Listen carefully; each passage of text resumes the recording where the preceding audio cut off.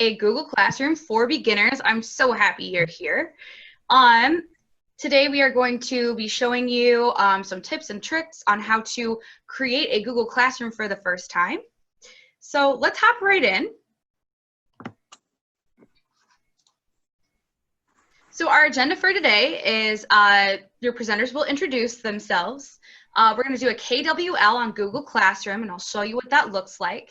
We're going to talk about how to create a Google Classroom. Kim is going to show you how to upload materials, resources, creating assignments. We're going to talk a little bit about utilizing Google Classroom virtually and as a supplement in the classroom, and then we'll have a Q&A. So we'll do the KWL first. We ask that you type any questions that you have while we present into the chat box, and then we will get back to all those questions at the very end of the presentation. So meet your presenters. I will let Kim unmute herself and introduce herself. Hey, I'm Kim Bordeaux. I work at Windover High School in Midland, and this is going to be my 4th year as a JMG specialist and my 19th year of teaching. When I'm not in the classroom, I love spending time outdoors, doing yoga. I like cooking, and of course, I like spending time with my 3 kids and all of my extended family. Awesome. And I am Jocelyn Braddock. I am a JMG specialist for Hartford High School and Hartford Alternative. I've been a specialist since 2016. So it's kind of weird. I started in the middle of the year, so it's been like 4.5 or 5.5 years, somewhere in there, that I've been a teacher. I also teach English in the summer for Upward Bound, and I teach at Western Michigan University. When I'm not in the classroom, I love to kayak. I love walking my adorable dogs. I have 2 huskies. I like riding my bike, cycling, and playing music. I play a djembe, which is an African hand drum, and I also sing. So that's a little bit about me. Okay, so if you guys go into the chat box, you should have been able to click the link for the KWL. And this should be accessible to you no matter what, regardless if you have Google or not. So this is something that I use in my classroom all the time to assess knowledge. I'm going to use it on you guys. So what do you know about Google Classroom? What do you want to know about Google Classroom? And at the end, feel free to fill in what you learned. So I'm going to give you guys 4 minutes on the timer to kind of give me an idea of what you know, what you want to know, and we will kick it off from there.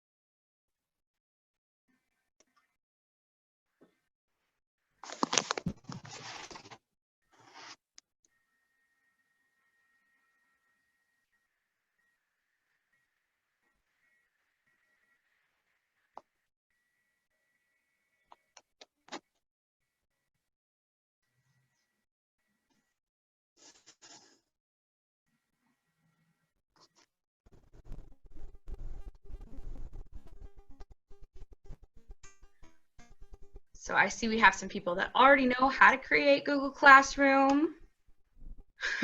Somebody knows that it's convenient. I agree. It's a great tool. That's cool. I've used Google Classroom to run virtual support groups during COVID, stay-at-home orders. That's freaking awesome. Way to be. Never used Google Classroom. So we've got some people that pretty much already know, and then some that are just totally brand new. People want to know how to utilize effectively. We will try to show you that. Do all users need need to have a Gmail account? The answer to that is absolutely yes, and we are going to go over all of that and what that looks like. Power user tips / tricks, you'll get some of that too, hopefully. Basics, what's good about it, how to use it effectively.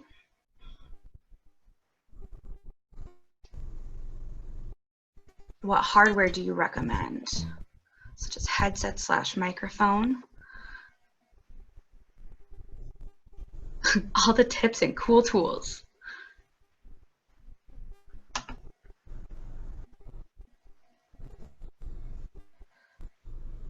So if you're teaching completely virtually with Google Classroom and your computer doesn't have a very good headset or microphone, I would recommend having that, but you don't necessarily need that to use Google Classroom.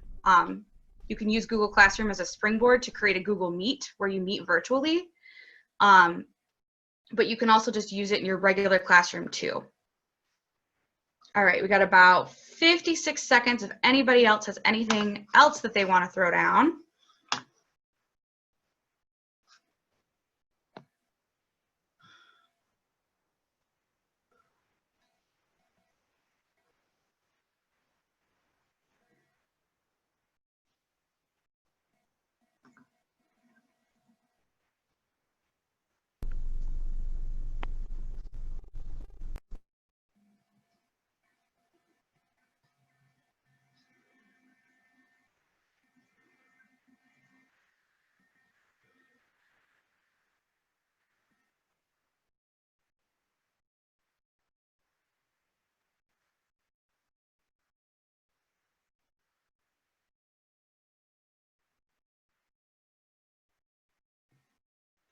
Tips for quickly and accurately taking attendance that don't glitch.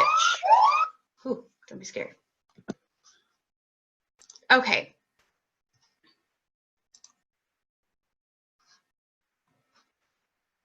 So as far as Google Classroom is concerned, you don't necessarily use it as an attendance taking tool, but my recommendation for that would be to set up a shared Google Docs similar to this, have some sort of warm up where you have every individual student in it, and then once they respond to that, then you know that they were there.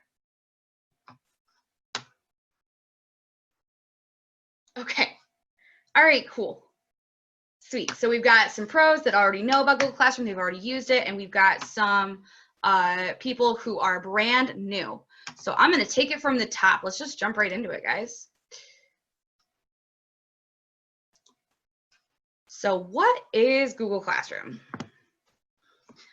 Google Classroom basically is very similar to different platforms like Blackboard, D2L, or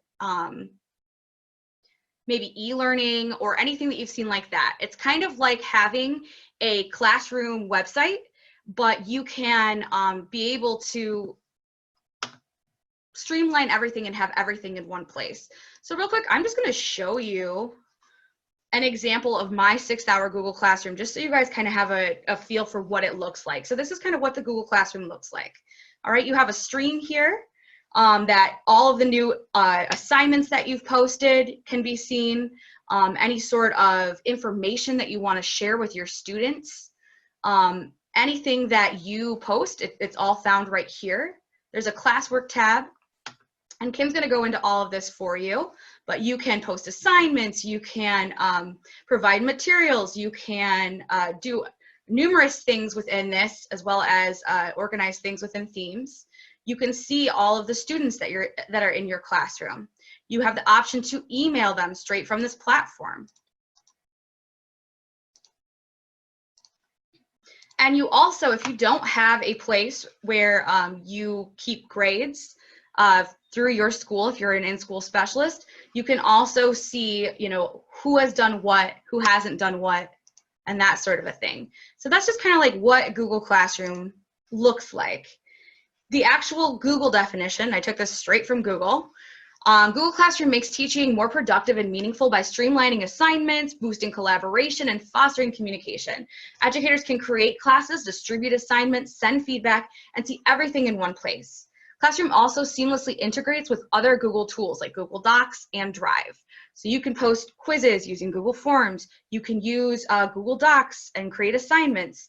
And what's nice is that it puts it all in one place. I like to use Google Classroom as a springboard for everything that I do within my actual classroom. So when I taught totally virtually, everything came from Google Classroom. But even when I taught in the classroom, having that Google Classroom was extremely helpful to put all of my assignments in one place. So if a student is absent, they can see what they missed. And it also just allows for you to be more organized, and students can also download Google Classroom as a free app to have on their smartphones to be able to access it whenever. So schools and nonprofits get Classroom as a core service of G Suite for Education and G Suite for Nonprofits, which are free. Individuals with a personal Google account can also use Classroom for free. For organizations, Classroom is an additional service in G Suite products like G Suite Enterprise or G Suite Business. And if you're going cross-eyed, it's okay. I'm going to explain what all of that stuff is. All right. So how do I sign in to Google Classroom? Step one, you got to have a Gmail account. All right. So you're going to want to sign into your Gmail account. So there are two different types of Gmail accounts that you can have. Now, I will say this.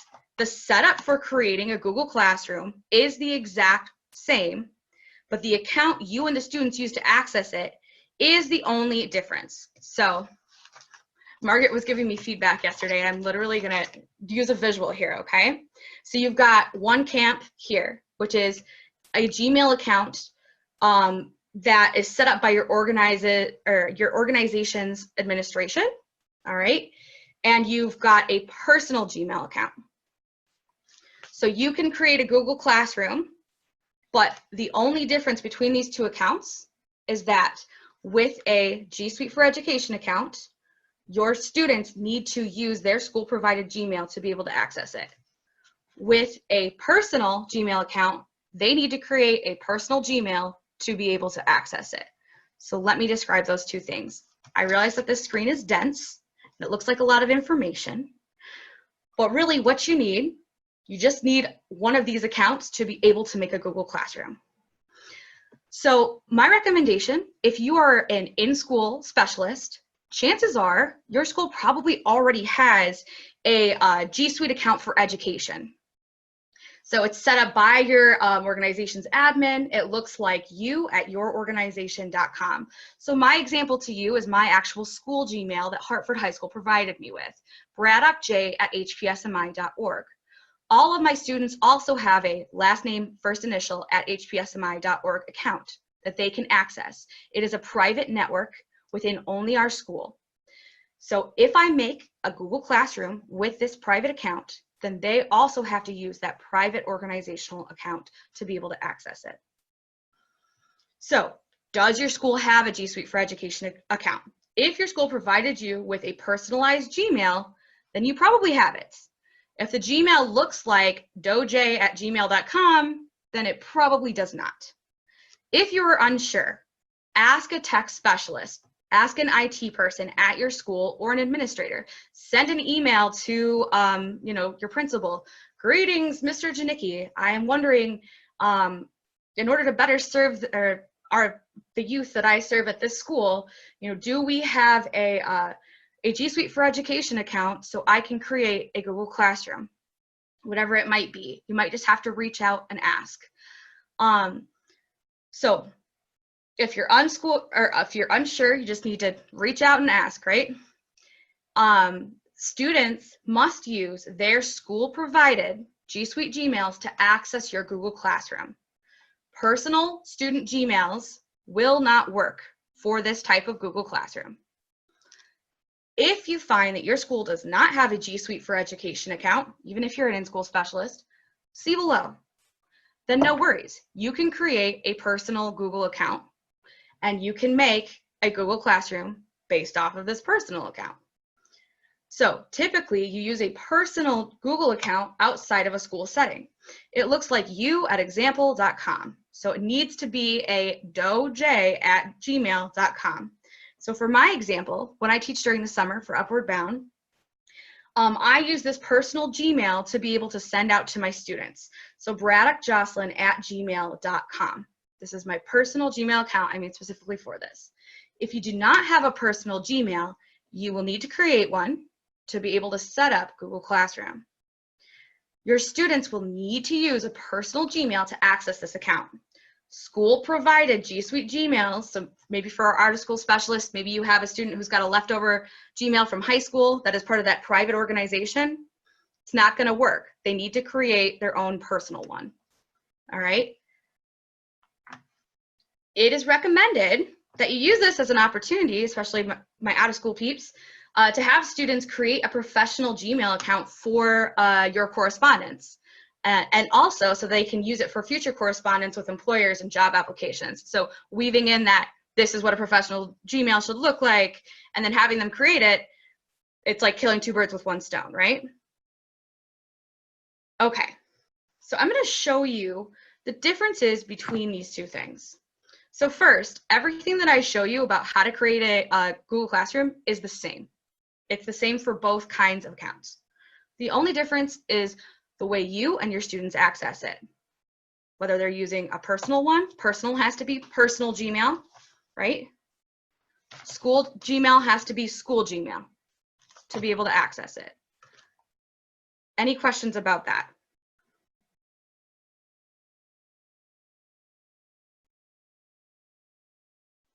Okay, if you're still confused by the end, I will address all the questions at the end. So real quick, let's locate the classroom app.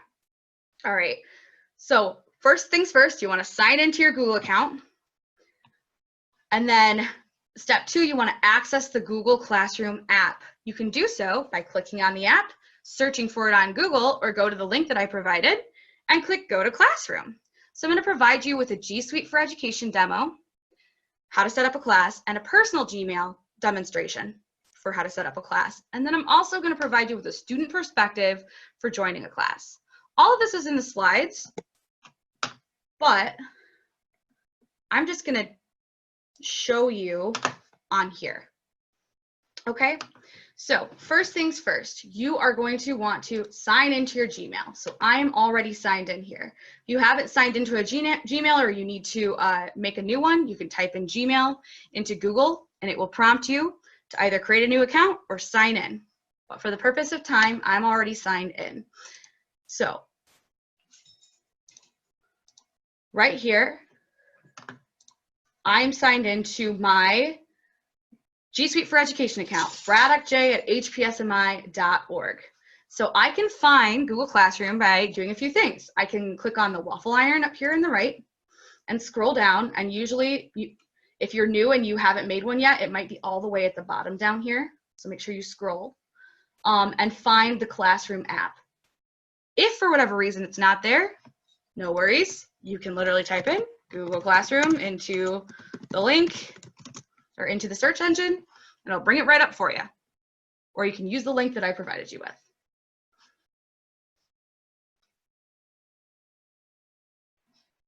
What just happened here? Okay. So, waffle iron, classroom, boom. Now, what you see here are the different classes that I have set up for Google Classroom. I recommend, if you teach multiple classes, that you have a Google Classroom for each class. I would not have all of your students on one, simply because it might work out that the assignments that you post are different for some classes over others, and it's just nicer to have everybody organized per group to be able to do that. So very simply, all that you do to create a Google Classroom is simply click this plus sign, and it gives you the option to either create or join a class. So in this case, you're the educator, right? You're going to create a class. You can put your class name. Maybe it's JMG in school 2020 to 2021. I don't know, first hour, whatever.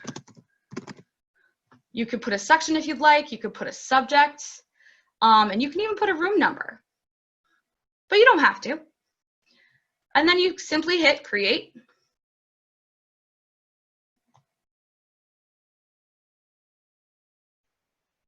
Give it a second. And here you have your Google Classroom. All right, so once you've created this class, you are going to want to have a student add it. All right, so again, for my Braddock J at hpsmi.org, every student needs to have their school at hpsmi.org email to be able to sign in to your Google Classroom. What you will do is you'll provide them with a class code located up here. I like to project it big on the screen, or I included it when I was teaching totally virtually in my syllabus. So what was the code for each class that I taught? This is how you access it. Here's directions. This is the code you need to enter. You'll find that if your school already has a G Suite for Education account, chances are many of your students, other teachers are already using this. So the students mostly know how to add a class. But you'll simply project this or provide it for them. They'll go into their account.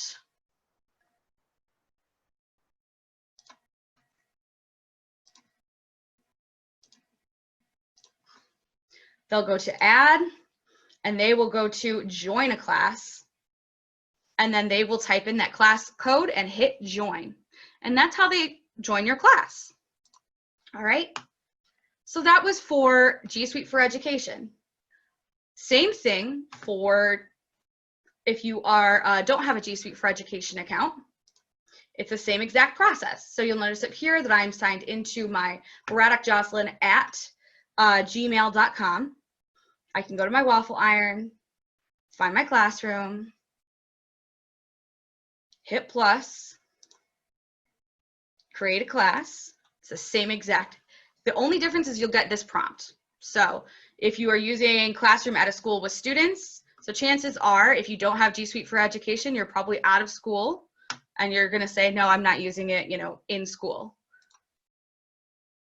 And you'll just hit continue.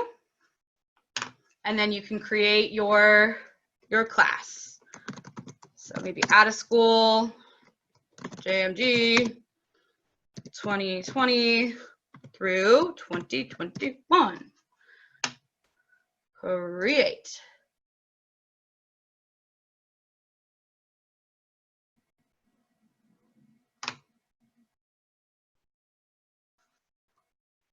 And you'll notice it's got all the same functions. The only difference between the two is that it doesn't prompt for you to generate a Meet link. But you can still create a Meet link. And then from the student perspective, all right, so say I'm a student and I've got a personal Gmail and I want to try to add this classroom over here. Which one? How about this one? So again, this is the closed Gmail account. I go to add and I try to join a class. You will notice that it won't let me because I don't have an organizational Gmail that goes along with that private organization. So it's got to be a code from a personal because I am coming from a personal Gmail account. So there's this one.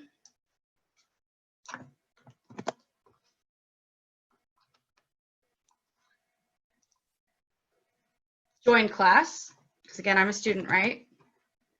Join.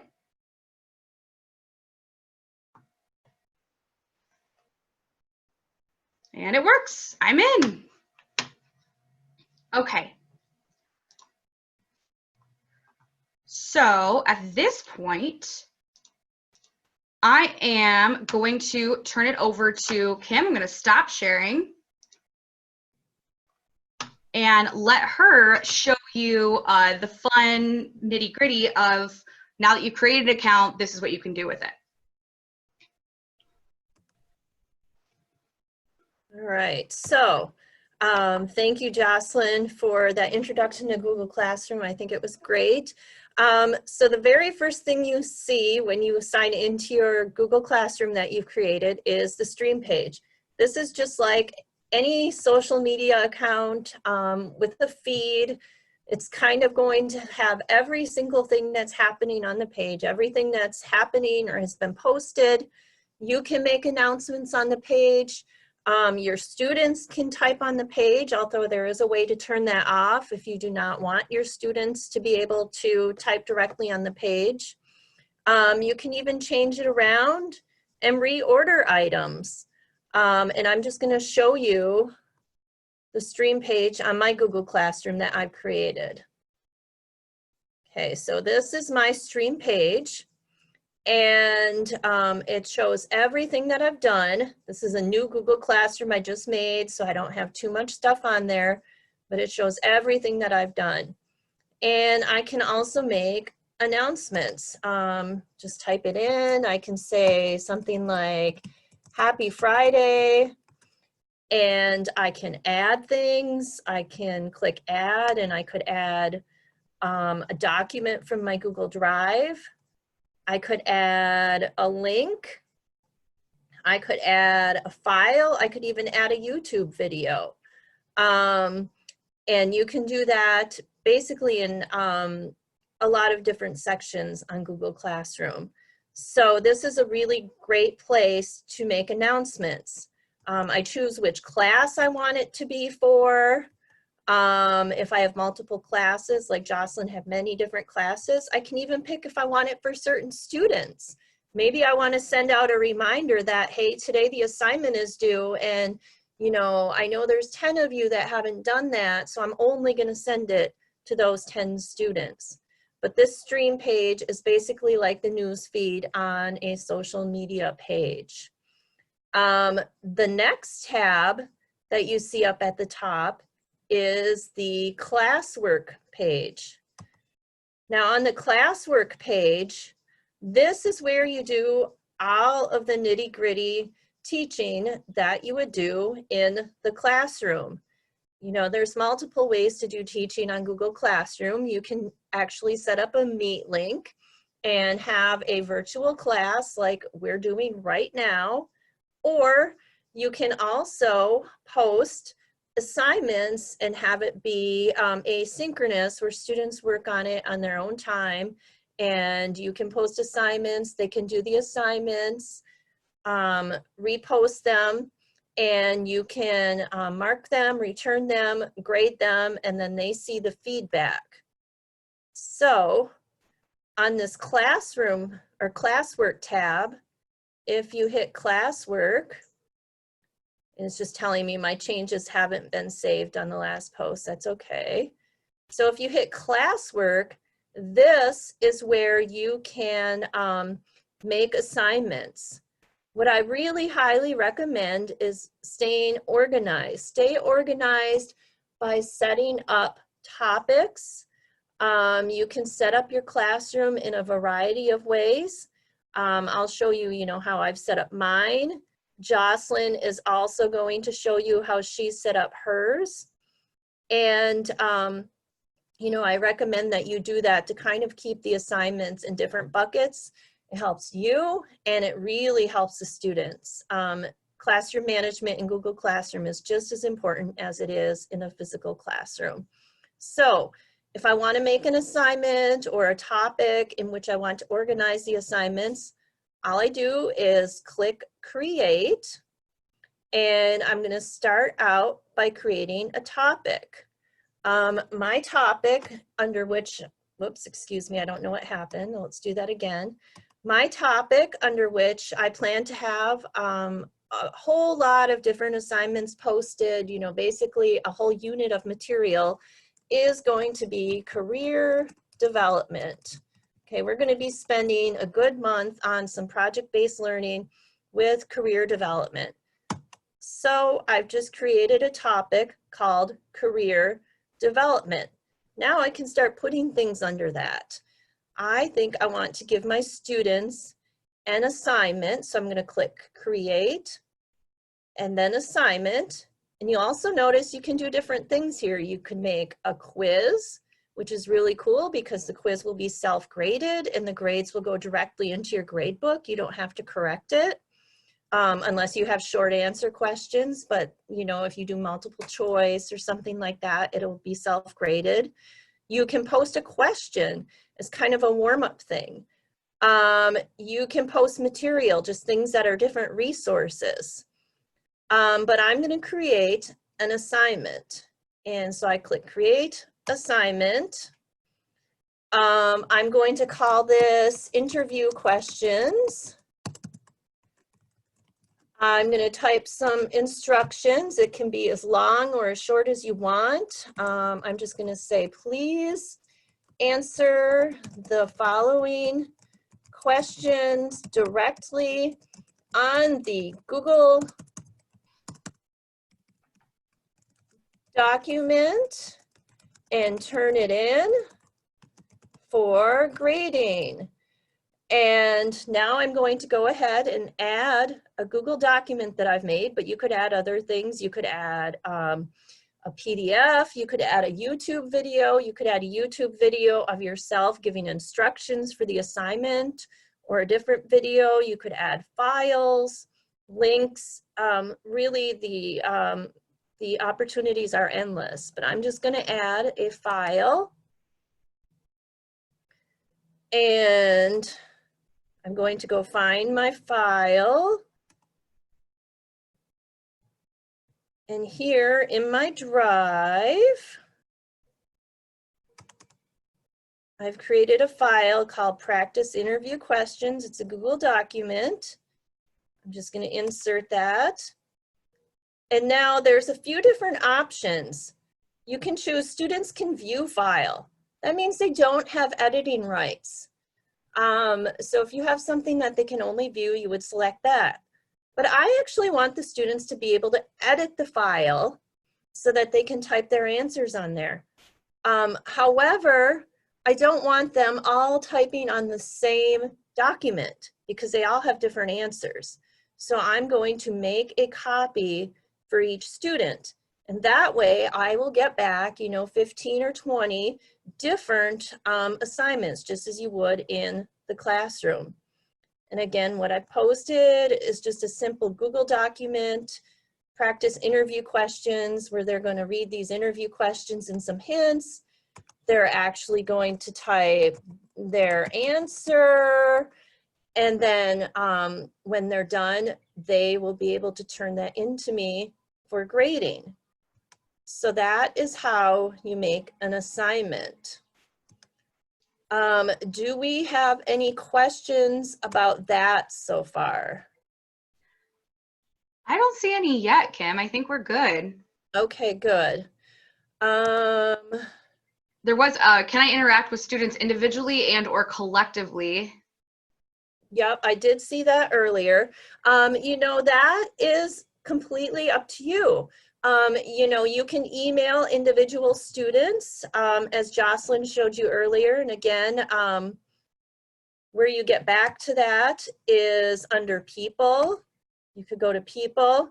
I actually have myself as my only student just because I wanted to see the student perspective. And this is for my new class in which I haven't enrolled anybody yet. But I could go and email the student named Kim Bordeaux and interact, just with that student. I could email all my students.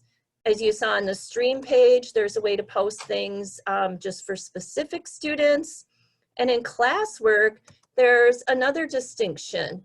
So this assignment that I've created is still in a draft. I'm going to go ahead and go back to that and do a couple more things. So in this assignment, you can go over here to the right, and I am going to click on the drop-down menu next to this assign box.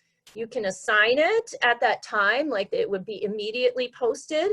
You can schedule it. So, maybe on Monday morning, you want to make your assignments for the whole week, and you could schedule one to come out on Tuesday, one on Wednesday, and so forth. Or you could save it as a draft if you're working on it and you just want it to come back later.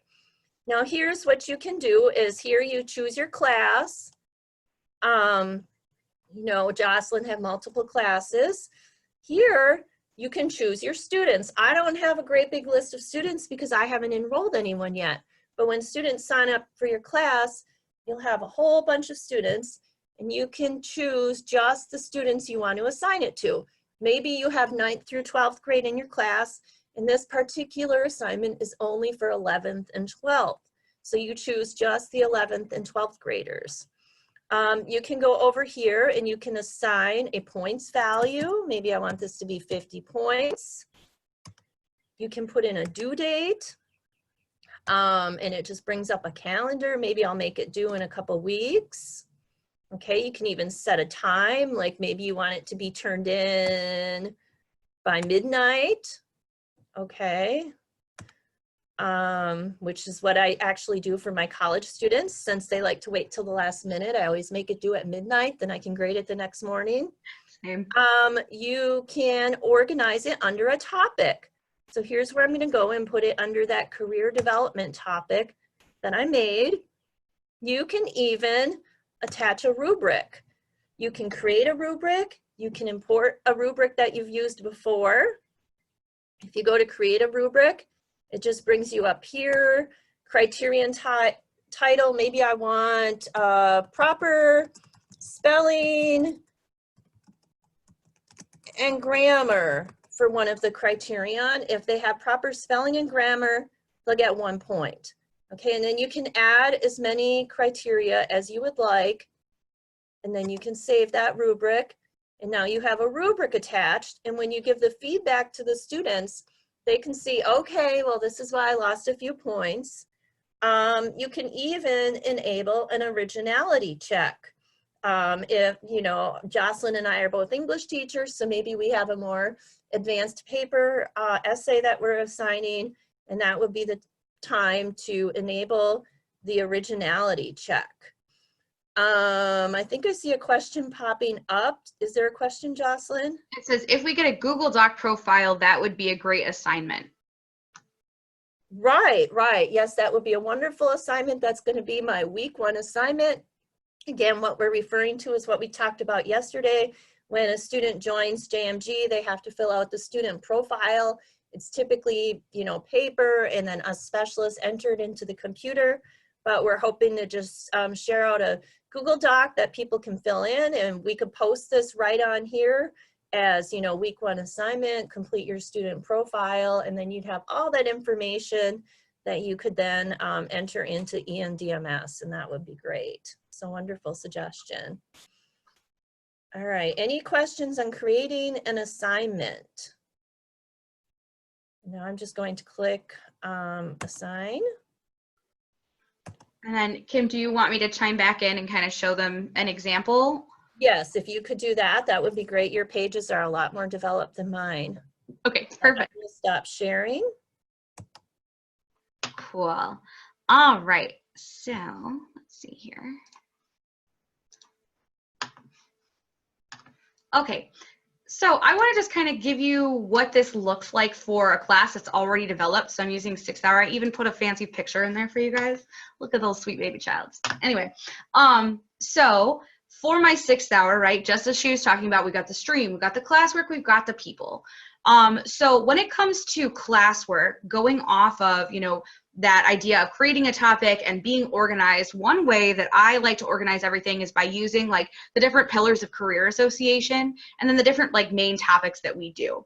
So, you know, like I might have an employability skills section, I've got goal setting, interview skills, cover letter, resume, art of the job search, 7 habits of highly effective people, career exploration, financial literacy. So if you wanted to, if you use Everfi as an online platform, if you're teaching virtually this year, you can literally put the directions, you know, please follow the link and begin a new course in Everfi titled this. And they can just go to that link and be able to sign right in. So that is a helpful tool as well. Social awareness, Everfi units, leadership, I&I ceremony, civic engagement. I've got my pre and post tests. Obviously, we didn't see each other, so there's not a post test in there. And then I started off with it about me values collage and also an email. But I want to show you kind of after a student has done, oh, not interview skills. I wanted to show you for a resume. And I think that this is a really great tool for both out of school and in school specialists, because I know that we both teach this and help students with this. So you've got references here, you've got resources, you've got resume creation and more resources for the resume. So there is this assignment here. So I can see who has turned in this assignment, who was assigned it, and how many is graded. So with this one in particular, I did some of them on paper because we were still, in class for this. But then for those students that turned things in a little bit later, I still accepted it and was able to give them feedback totally through Google Classroom and through Docs, which is awesome. So I'm just going to use, let's see, say maybe Hoel, J. Where's Destiny? Oh, okay, so I already graded this, but that's all right. So once a student has turned something in, you can then see it. So for example, if you're doing a resume, right, you can provide them with a grade. You can add private comments. You can also add comments this way. You can go into suggested mode where you type what you suggest that they edit, or you can directly edit onto their document. You can add comments here, comments there, and you can return it, and then they can actually resubmit if necessary to make changes. So this is a really helpful tool. I know I'm using resumes as an example because everybody teaches that for doing that. So I think that would be a helpful tool for like even in school or out of school. So I can add comments, I can return it.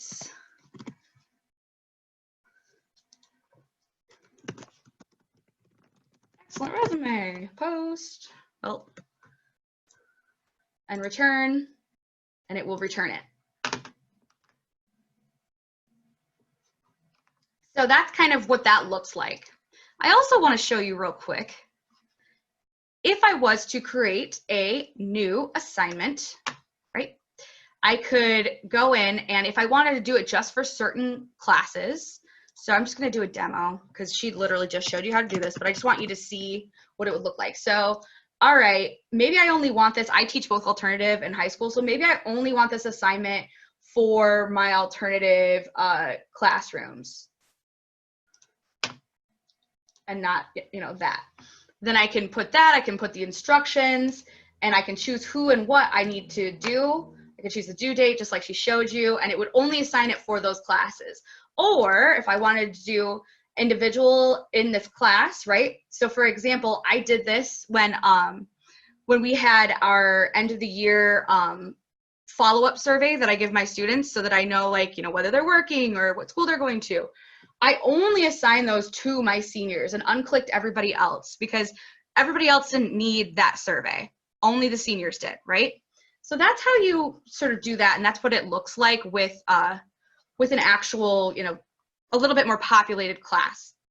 So they've got the different topics. I'm also going to show you we'll use our little baby child's English 10. All right, so this is what I did for my summer program. And this is my, out of school or personal Gmail example. I use this entirely to teach online. So for the students, they could see their classwork. One of the things that I did is I posted the agenda, like this is what what our class is going to look like today, just like I provided you guys with an agenda at the beginning. I usually started off with some sort of question, and you'll notice that you've got a question mark here as a warm-up. So we were talking about xenophobia and coronavirus, and I opened up a question. Have you, someone you love, or a friend ever been the victim of xenophobia? Have you ever witnessed it? Why might xenophobic messaging be dangerous during the pandemic? Blah, blah, blah. So you can see the students' responses here. They can also have the option to reply to one another if you create it. You don't have to, but you can create that option. It will prompt you. And you can also reply to them, which is nice. So this is a nice, using that question as like an anticipatory set, or doing it like a journal write-up if that's the kind of teacher that you are. This was a nice tool when I was teaching virtually to sort of kick off class, get us warmed up. And also, I know I had a question about, whether or not a student is there, or, based on this is your attendance today. If you don't turn in some sort of a response to this, then I can't see that you're actually here. Especially if you are teaching virtually and the students are uncomfortable with sharing their screens. If the school doesn't make it a requirement that they have to share their cameras, it's very hard to tell whether they're there or not unless they participate. So setting up those expectations right away. This is how the way that I take attendance. If you aren't going to share your camera, if you aren't, comfortable with that, and you have to realize our students, they come from different backgrounds. Maybe they're embarrassed by the background of their computer, whatever it might be. This is my way that I'm taking attendance for you today. So make sure that you respond to this, or I'm going to assume that you're not here. So that's one kind of way around doing attendance. Also, I had some students that this summer that weren't comfortable sharing their cameras, and one thing that I wish I would have done was at least set up some sort of email where they sent me a picture of them. Because I had a few kids that I never knew what they looked like the whole summer. And that bothers me. Like, you got to be able to connect to your kids somehow. So like, send me a selfie. I want to see how you look, just to be within their comfort zone. So that's something that we really do need to consider when we're teaching virtually in this new territory of being online. And are you comfortable with sharing your background? And is it going to be a requirement? It's going to be totally different based on your school district, whether you're doing blended learning or not. But that was one thing that I found helpful, was doing that. But you can also see the different classwork. So they had a final project. We talked about credibility with coronavirus. I put a test. We had a writer's workshop. We talked about Black Lives Matter, Plans Minor than the Sword. Anyway, so, but yeah, as far as the way you navigate, whether it's a personal Gmail or it's a G Suite for Education, the way that you navigate this site is absolutely the same. So keep that in mind. You can create a Google Meet link if necessary. And if it doesn't prompt you to do so, then you can still use it using Google products. But that's a totally different thing. And maybe there's a ton of tutorials out there on how to set this up. There's also just a ton of resources and tutorials. We left you guys a lot of different stuff and resources in the actual presentation of tutorials of how to set all of this up. How to set up a Google Meet, all that fun stuff. But sadly, we don't quite have the time for all that fun stuff today. Kim, was that everything that I meant to share with everyone? I think so. I'm just going to go over a couple things, and I'd like to leave a few minutes for any questions. Absolutely. Okay, I stopped sharing my screen. Take it away.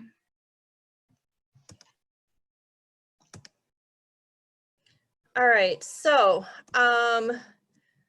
we kind of went through a few points in this presentation with what Jocelyn just showed you. So this is here. It'll be posted to the JMG website in the future. But we've talked about creating assignments. Jocelyn mentioned grading. The grade book, you can do a lot of different things. It's pretty robust. What I really want to talk about is tips for organization and management. Jocelyn brought up, a couple important points.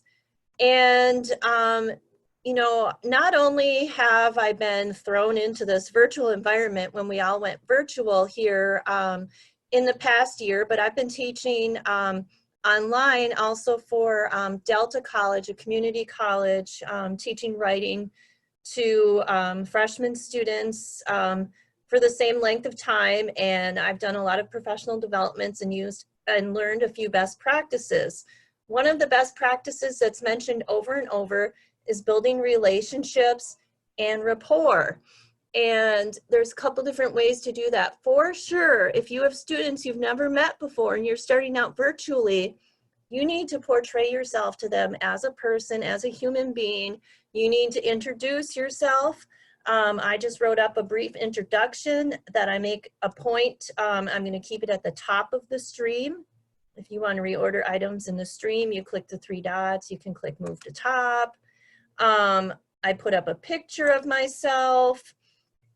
And as the very first assignment, I'm going to ask the students, what is a fun fact about you? And I just want them to tell me a fun fact, and hopefully they'll start replying to each other. For my college students, to make it a little bit more robust, I actually, require them to write a couple paragraphs of introduction and a discussion board since it's a writing course. But for high school students, just tell me a fun fact about yourself. But you need to try to build that classroom community virtually through interactions as much as you can. So, here's are some tips that, Jocelyn and I feel are pretty important. Make sure you're posting every day to build those relationships and that rapport. You can also link to, your other social media pages that you have, if you happen to have built any for your program. Stay organized, make it as easy as you can. The kids will get overwhelmed and confused. That's why it's so important to organize things by topics. Do not have multiple virtual platforms that they need to go to. It gets confusing for kids. It gets confusing for their parents. If you're using something like Tallo or Everfi, you can create a link to it directly from Google Classroom, like Jocelyn showed you. And that way it'll be real easy for the kids. They have one login they have to remember. They have one place they always have to go to. And that is a really good thing for them to do. I see a question came across. Do you see the question, Jocelyn? It was just, I think, a compliment. It says, great point on tracking, love it. Okay. And also, one thing you can do is you can post a video tutorial on how do you actually use this. You can, prior to doing Google Classroom, you could even email out a tutorial. Okay, here's how you log in, and there's tons of videos and tutorials, and we'll give you links to some of those. But for instance, on my page, I have set up under the classwork, I have some important information, and here's a Google Classroom tutorial, a 13-minute video. I put, if you are new to Google Classroom, check this out. So, somebody that's an old hat at it, they can probably skip that, but it's there. Here's how to use Google Classroom for parents. If you have some parents that are really involved and they want to know how to check on their students' work and whatnot, they could watch that video. So I really highly recommend, not assuming that everybody has the same technology level, and post video tutorials. You can take advantage of that Meet link, and you can do, Meet is basically just like we're doing now with Zoom. It's just a Google Meetup, kind of like a Google Hangout, and you can take advantage of that and do, actual instruction if you like. There's a lot of different things that you can do, but make sure you're monitoring your Google Classroom regularly for questions and issues. If you have Google Classroom out there, your students, that's where they expect to be able to contact you and get a hold of you. And you can also monitor for, inappropriate comments and interactions and things like that. And, make sure that you're maintaining that classroom environment, that respectful environment with discipline, just as you would in the regular classroom. And I'm just gonna go ahead and stop sharing. Well, actually, one more thing I wanna show you. We have here a lot of links to different helpful resources. You will be getting the slides. And if you do have questions beyond this presentation, please email myself or Jocelyn or Slack us anytime, and we'd love to talk about any of your questions. But I am just gonna stop sharing. I'm gonna check the chat box for questions, and then turn it back over to Jocelyn to see if she has anything else to say. So we have some questions. How do you get students to make a personal Gmail? And it looks like somebody responded, I recommend posting no more than once a day, the same time. Be sure to give ample turnaround time for assignments, agreed. Students may have several other classes, therefore they could feel overwhelmed, which is absolutely true. That was something that I ran into this summer too. Like, I tried to, I think I gave them a little bit too much, and everybody's getting used to this virtual platform, right? So if you are teaching totally virtually, you know, allowing some grace during that time, they're figuring it out, we're figuring it out, right? But the question, how do you get students to make a personal Gmail? So Julie, are you asking like, how do you motivate them to make a personal Gmail, or how do you actually set it up?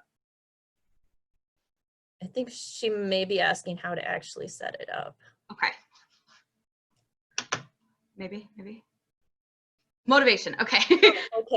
So I like at the beginning of the year, I like to teach a unit on what makes a professional email, and like, you know, what does a professional email look like? So I wrap this up with an assignment, and it can be an about me email from your students. And tying that in with, okay, so let's make, you know, this is what a professional Gmail is, and this is how, you know, this is what you're going to need for correspondence in the real world.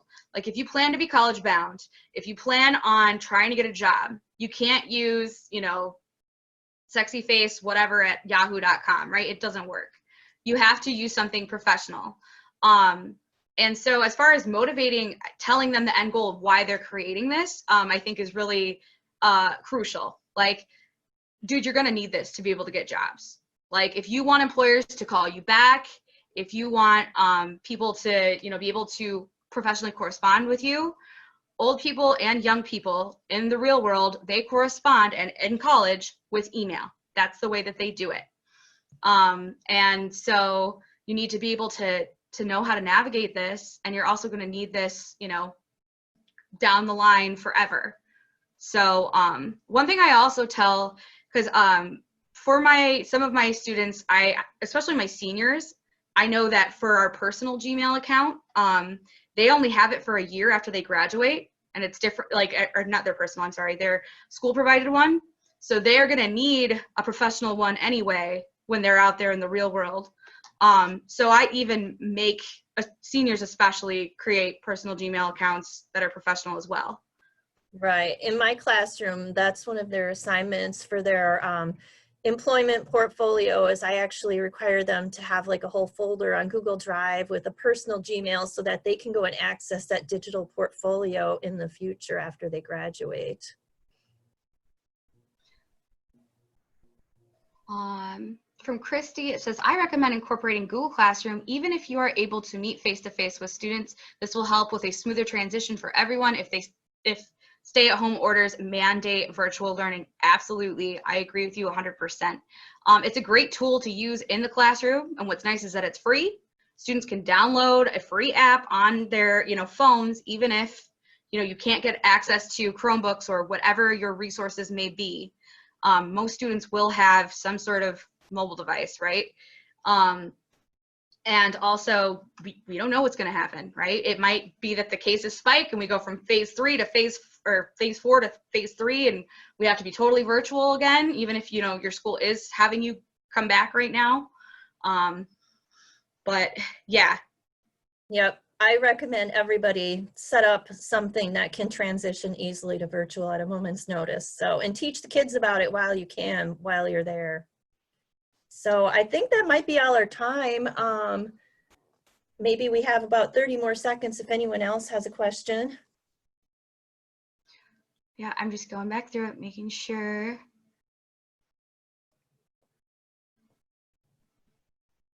I think that we got to all of them. Thanks for all of your positive comments as well. Hi. Hey, Carolyn. Hey. Hi. So a question I have, because I always have a question, sorry, is I was really excited about the Google portfolio somebody talked about. And I know, Jocelyn, you too were asking if that person could share, I think, yesterday. Because that would be such a good, like, that would be a great assignment if we could have it here and send it all out to them. And that would like make our collection lives easier. But a question I have is, when using this, you know, we're working with a whole group of kids. How do we do the one-on-one? Good question. It's so as far as one-on-one, I found this summer when I was doing it totally virtually, I think that a lot of my relationship building happened through, I had students do a lot of personal writing assignments, like exploring who they are and what their passions are and whatever it might be. I actually had them do I am poems, which I might bring to JMG because I think that they turned out really cool and they're awesome. And then providing them that feedback within the assignment and like commenting back to them, or anytime that you pose a question where they you know are saying something, you reply to each one of those, right? And you give them that individual feedback. So I think that as far as the one-on-one is concerned, without addressing the whole class, that is not possible using just Google Meet.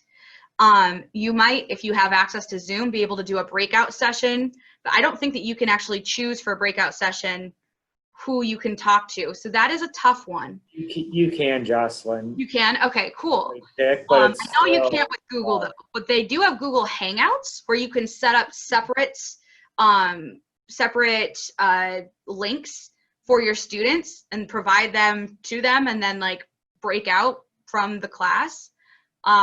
But yeah, trying to do that one-on-one is really going to boil down to, at least virtually, you know, being able to respond to them and just do a lot of, you know, as far as like, you know, just self-development through writing, through different assignments, learning about them, and then providing them with feedback and commenting on everything and trying to build that relationship. Yep, comment, reply, phone calls, emails. Yeah, because going through like the profile, that's definitely a personal thing, you know, and going over it with them and like kind of like, you know, I always did the thing where I explained what we were really doing and what JAG is about and what you're committing to and what the long-term goal is and the handshake. Yeah. So, like where we agree, we're on this together, you're in my roster. Yeah, I think with my students, I'm probably actually going to give them a phone call or video chat and go through their profile with them is kind of my plan. Yeah, maybe just like setting up like, you know, maybe after school, hey, I'm available till this time, let's set up a time. Or maybe they have, I don't know, it's just really going to be dependent on what your school allows for and sets up. If they have like a homeroom where you could do a breakout session during their like virtual homeroom, maybe that might be a time to take advantage of that. But if we have a virtual like profile, what I usually do anyway is like I print off the profile for them and they have to fill it out and I go through it piece by piece. Yeah. Maybe we just get them those packets or have it be on a Google Doc if we can make that migration, and then go through each piece and tell them that they need to fill it in with what information that they have. Yeah. And then, you know, just do it kind of like you do it in a classroom and then see what they come back with. And if you have questions for them or if they didn't fill it out fully, then trying to set up that individual time with them to be able to ask those questions. Because yeah, you can't do like a side whisper. You can't do like a, hey, come to my desk virtually. Right. And you're right. That is, I hadn't anticipated that, but that is a very good point. We're figuring this out together. Yeah, we are. Look at us. Hey.